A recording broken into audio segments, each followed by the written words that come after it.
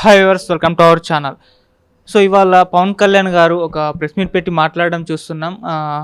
చంద్రబాబు నాయుడు గారు పొత్తు ధర్మాన్ని ఉల్లంఘించారు అని చెప్పేసి, అంటే తమకు తెలియకుండా 2 స్థానాలని అనౌన్స్ చేసేసారు. ఇప్పుడు వారికి తెలియకుండా మేము కూడా 2 స్థానాలని అనౌన్స్ చేస్తున్నామని చెప్పేసి 2 స్థానాలు పోటీ చేయబోయే స్థానాలను అయితే అనౌన్స్ చేశారు. అంటే ఏం జరుగుతుంది టీడీపీ జనసేన పొత్తులో? అసలు వీళ్ళిద్దరి మధ్య ఏమన్నా భేదాలు వచ్చాయా? మరి పొత్తు ఉంటుందా, విడిపోతుందా అన్న సందేహాలు అయితే మొదలవడం స్టార్ట్ అయ్యాయి. సో ఈ అంశం మీద డిస్కస్ చేయడానికి ప్రజెంట్ మనతో పాటు బీఆర్ఎస్ సీనియర్ నాయకులు త్రిపురనేని చిట్టిబాబు గారు ఉన్నారు. వారితో ఒకసారి డిస్కస్ చేద్దాం. సార్ నమస్కారం.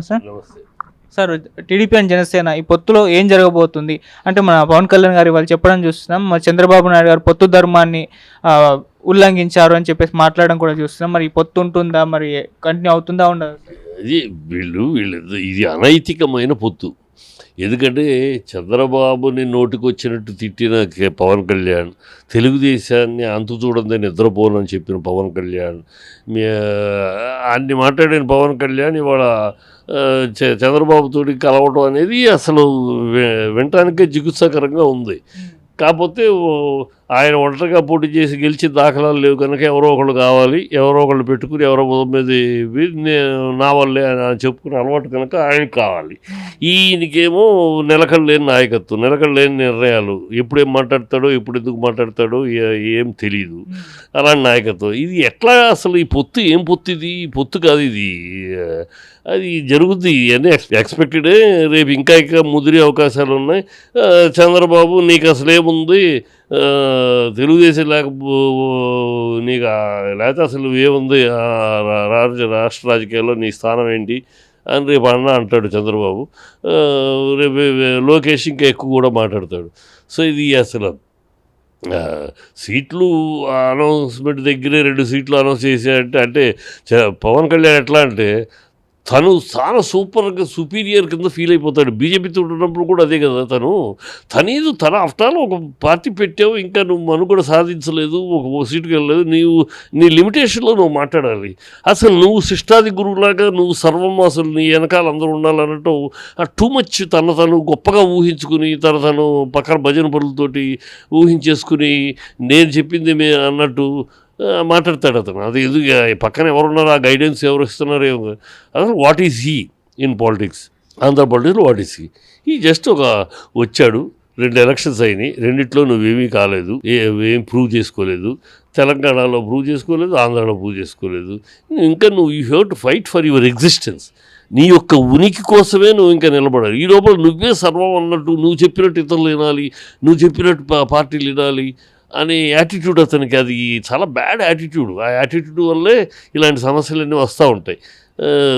నువ్వు ఆర్టిస్ట్ వేరే, ఏ సినిమా ఫీల్డ్లో ఆర్టిస్ట్ వేరే, నువ్వు హీరో కనుక హీరోకి అందరు హీరో గారి మాటకు విలువిస్తారయ్యా, నేను బట్టి వ్యాపారం కనుక. ఇక రాజకీయాలు అట్లా కాదు. రాజకీయాల్లో నాయకత్వాన్ని బట్టి ఉంటుంది, క్యాడర్ని బట్టి ఉంటుంది, కార్యకర్తలను బట్టి ఉంటుంది.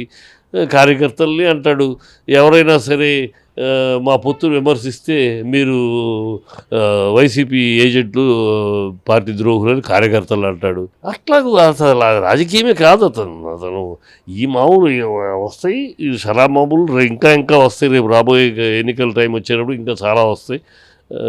ఇప్పుడు చంద్రబాబు కూడా ఇప్పుడు షర్మిలను లాక్కున్నాడు, షర్మిలను తోస్తున్నాడు వెనకాల.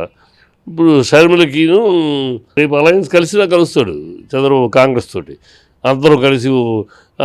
అప్పుడు ఈయనేం మాట్లాడతాడో చూడాలి. పవన్ కళ్యాణ్ కాంగ్రెస్ పంచులోడు తీస్తా అన్న, మరి కాంగ్రెస్ తోటి కూడా అలయన్స్లో ఒప్పుకుంటాడు చూడాలి. ఇవన్నీ ఒక అవసరాలను బట్టి కలుపుకునే రాజకీయాలు, అయితే ప్రజలను బట్టి ప్రజల కోసం అనే రాజకీయాలు కావు వీళ్ళు చేస్తున్నది. అంతే, అది అందరూ కలిసి ఆఖరికి కామెడీ షో చేస్తున్నారు. ఆంధ్ర రాజకీయాలు చూస్తున్నంత దౌర్భాగ్యమైన అసహ్యమైన రాజకీయాలు ఏ రాష్ట్రంలో లేదు. ఇక్కడ కామెడీ, ఒక పురంధేశ్వరి ఆవిడ ఒక పెద్ద కామెడీ, తండ్రిని అన్యాయం జరుగుతుంటే తండ్రి పక్కన నిలవకుండా ఎదురుగుండా వెళ్ళి నిలబడిన వ్యక్తి. తర్వాత తండ్రి ఏ పార్టీని భూస్థాపితం చేయాలని కంకణం కట్టుకుని చేశాడో ఆ పార్టీలోకి వెళ్ళి, ఆయన మరణించగానే ఆ పార్టీలోకి వెళ్ళి మంత్రి హోదా అనుభవించడం, మళ్ళీ బయటికి రావటం, ఆ పదవి పోగానే వాళ్ళ అధికారం పోగానే అక్కడి నుంచి రావడం, బీజేపీలో చేరడం. ఇప్పుడు బీజేపీలో చేరి బీజేపీ ప్రెసిడెంటా? కాదు, పేరుకు బీజేపీ ప్రెసిడెంట్ ముసుగులో చంద్రబాబుకి సెక్రటరీగా పనిచేస్తుంది ఆవిడ. అదొక కామెడీ. షర్మిల, ఆవిడ ఏమిటి వైఎస్ షర్మిల ఎట్లా అసలు పెళ్ళైనాక మొగుడి అనిల్ ఇంటి పేరు కదా రావాలి, వైఎస్ షర్మిల అంటది ఏంటి? తనే అంది నేను ఇక ఆంధ్రాలో పుట్టాను కానీ ఆడది అన్నారు, అంటే ఆంధ్ర కాదు ఆడది తెలంగాణ కోడల్ని అని మొన్నటిదాకా మాట్లాడింది. కాంగ్రెస్ నువ్వు ఇష్టం వచ్చేటి తిట్టింది, చంద్రబాబు తిట్టింది. ఇవాళ మరి ఏ మొహం పెట్టుకుని కాంగ్రెస్లో చేరతానంటది? అదొక కామెడీ, పెద్ద కామెడీ. పవన్ కళ్యాణ్ పెద్ద కామెడీ. తెలంగాణలో ఒక కేఏ పాలు ఉంటే ఆంధ్రలో 3 కేఏ పాలు తయారయ్యారు. అది కామెడీ. ఇలాగే ఉంటాయి.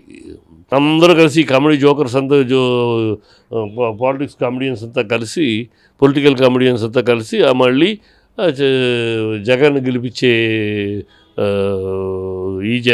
రహదారులు ఇస్తున్నారు తప్పితే ఇంకోటి కాదు. మళ్ళీ ఇంకో 5 ఏళ్ళు అంధకారం తప్పదు ఆంధ్ర రాష్ట్రానికి ఈ భ్రష్ట రాజకీయాలు చేస్తున్న అపోజిషన్ పార్టీ వల్ల. మరి పవన్ కళ్యాణ్ గారికి మెగా ఫ్యామిలీ మరి వచ్చే ఎలక్షన్స్లో సపోర్ట్ చేయబోతుందా? అంటే నిహారిక గారు ఇంతకుముందు ఒక స్టేట్మెంట్ ఇచ్చారు, జనసేన పార్టీ తరపు నుంచి క్యాంపెయిన్ చేస్తాను, పవన్ కళ్యాణ్ గారు ఒక లీడర్ అని చెప్పేసి ఆమె చెప్పడం చూస్తున్నాం. మరి మెగా ఫ్యామిలీ మొత్తం కూడా రంగంలోకి దిగితే ఎలా, దాని బెనిఫిట్ ఏమైనా ఉంటుందా? ఏమి దిగిన మెగా ఫ్యామిలీ మొత్తం దిగినా కాదు, మొత్తం అరబ్రదులు చిరంజీవి గారు బుధమ్మ వేసుకున్నా కూడా ఏమి కుదరదు. చిరంజీవి గారు నుంచుంటేనే ఏమైంది? అలా ఉండదు రాజకీయాలు. ఊరినే ఒక ఎన్టీఆర్ ఒక ఎంజీఆర్కి సాగింది కనుక ప్రతి సినిమా ఆర్టిస్ట్కిను వెళ్ళుంచోగానే జనాలు ఏదేమైనా నిరాజనాలు పడతారంటే చూస్తారు. వీళ్ళందరూ వెళ్తే వీళ్ళని కూడా చూడలేదు కదా, చూద్దాం అని చూడటానికి వస్తారు. కానీ రాజకీయంగా ప్రజల విశ్లేషణ వేరుగా ఉంటుంది. ప్రజలు చాలా తెలివిగలవాళ్ళు. వీళ్ళు అనుకున్నట్టు బ్లైండ్గా ఏదో మన మొహాలు చూసేసి గుద్దేస్తారు అనుకుంటే వీళ్ళ అమాయకత్వం. అదేం జరగదు. ఏమి నిహారిక వస్తే ఓకే, నిహారిక ఓహో నిహారిక అని చూస్తారు అంతే. నిహారిక ఎన్ని ఓట్లు పడతాయని లెక్క. నిహారిక చూస్తారు, పబ్బులో చూసాం, ఇప్పుడు చూద్దామని చూస్తారు అంతే. ఎలా ఉంది చూస్తారు అంతే తప్పితే ఏమి ఓట్లు వేసేద్దాం. నిహారికి కూడా ఓట్లు వేసేస్తే ప్రజలు అంత అమాయకత్వం అంత అజ్ఞానంలో లేరు. అంతా ఉన్న వాళ్ళ ఫ్యామిలీ మొత్తం తిరిగినా కూడా Pawan Kalyan is a failure product, అన్న ఇన్ఎఫిషియెంట్ లీడరు, ఇది లేని ఒక నియంత్రణ లేని, ఒక నిలకడ లేని, కన్సిస్టెన్సీ లేని ఒక నాయకుడు అయిపోయింది అతను. సార్ మరి ఇప్పుడు పొత్తు నిలబడదంటారా? మళ్ళీ పవన్ కళ్యాణ్ గారు తొందరలో బీజేపీతో ఒక పొత్తుల విషయంలో డిస్కషన్ చేయబోతున్నారు, తొందర ఢిల్లీ వెళ్ళబోతున్నారు. మరి బీజేపీతో పొత్తు ఏర్పాటు చేసుకుంటారా, టీడీపీతో క్యాన్సిల్ చేస్తారు? నవ్వుతారమ్మా ప్రజలు. కామెడీ నిన్నటిదాకానేమో. ఇప్పుడు బీజేపీకి దగ్గర అవడం కోసమని చంద్రబాబుతో దూరం అవుతాడు. ఈ నవ్వుకుంటారు జనాలు. సున్నా ఇప్పుడు బీజేపీకి ఏముందని అక్కడ సెంట్రల్లో బీజేపీకి ఉంది తప్పితేమో తెలుగు రాష్ట్రాల్లో బీజేపీ శూన్యం. బీజేపీ గుండు సున్నా. సన్నా రాసుకుంటే బూడిదని బీజేపీను వీళ్ళు పోటీ చేస్తే నోటా ఓట్లతోటి పోటీ పడలేదు అంతే తప్పితే ఇంకోటి కాదు.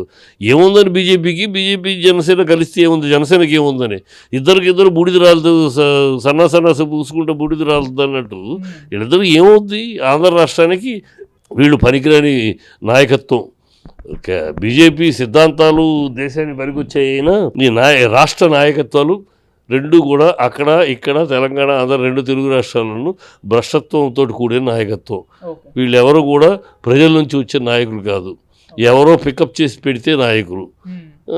వీళ్ళ ప్రజల నుంచి రాలా. ఈ 2 రాష్ట్రాల్లో ఆ ప్రజల నుంచి వచ్చిన నాయకులు వెళ్ళిపోయారు. వాళ్ళు రిటైర్ అయ్యి వెళ్ళిపోయిన వాళ్ళు, రాజకీయాలు దూరంగా ఉన్నవాళ్ళు, గవర్నర్లకు వెళ్ళిపోయిన వాళ్ళు ఎవరు లేరు. వాళ్ళ ఉన్నదంతా పిక్డప్ లీడర్స్.